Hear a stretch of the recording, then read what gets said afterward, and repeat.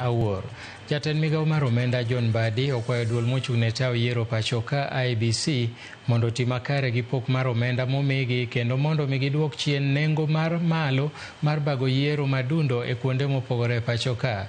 Olero ni ting' mar bago yiero makamano sani ni malo mokalo.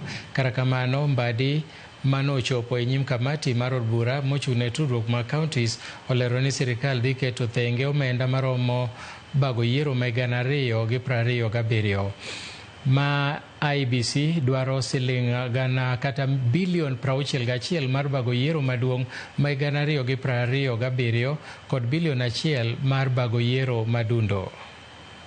Even IEBC, we are going to ask IEBC questions. There are things that you buy and you don't dispose immediately. Why do you buy them in every election cycle? You want new things. Even ballot boxes. These things, even though they looked, who is fighting with them? Why must they be bought every election?